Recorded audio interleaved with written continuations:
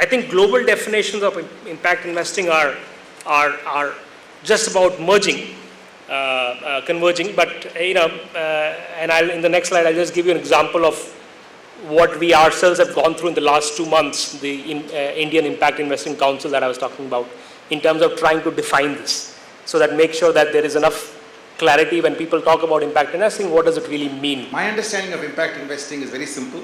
It's exactly what CK would talk about. It's driven by innovation, has an impact, and also provides economics in that sequence. It's an innovation that makes it great. Actually, if you look at India's income pyramid, it actually is not going to look like a pyramid at all. It's actually going to look like a diamond.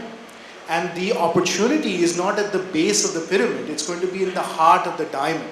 And it's in the heart of the diamond where you're going to see both today's $25 to $2 a day class, which is about 415 million people, and the class above that, which is about 6, 7, 800 million people that are going to be in the aspirational middle class.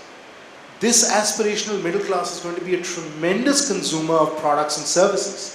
And that's really where the opportunity is, if you want to build businesses. I think they're absolutely right in saying that the key is going to come out of innovation. That there are problems that we are struggling with for years and years in India and the rest of the world. We know that traditional philanthropy has not necessarily impacted some of those. Maybe there is an opportunity for impact investments to kind of create significant change there. I think if what you hope to achieve is innovation and changing cost structures and developing entirely new paradigms, I think that's where research can be helpful, both in documenting those things in a more explicit and intentional way, because that's not the job of people like Gopal, for example. So both documenting those and then documenting sort of the size and shape of the change. So I think that's something that universities can play a role at, should play a role at, and I do think everyone has said in one way or another, it's really got to be about innovation, and wherever you think the market is, that the key is developing new and different approaches. So some of those approaches can come from universities, and certainly the documentation of the approaches can come from universities. So I think there is hope there.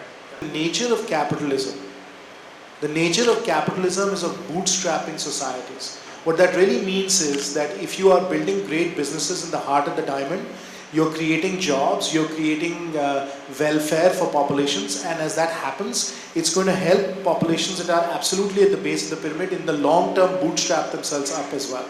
So you deal first and foremost with welfare programs by the government done in a very efficient way, and then subsequently, as lots of companies grow and develop, you help people bootstrap by giving them steady income and a steady job, which enables them to come into the middle class. That's how you would deal with the folks who are really at the bottom of the pyramid. My understanding of what CK was talking about was really innovation at the bottom of the pyramid.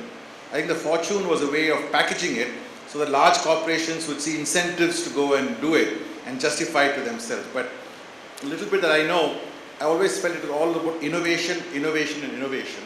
And in many ways, as economies have grown, the bottom of the pyramid has kind of sagged a bit and become a diamond, as Jayant pointed out, and the fortune, no doubt, or in fact, need for innovation as much is right there in the middle of the diamond, and that's very nicely put.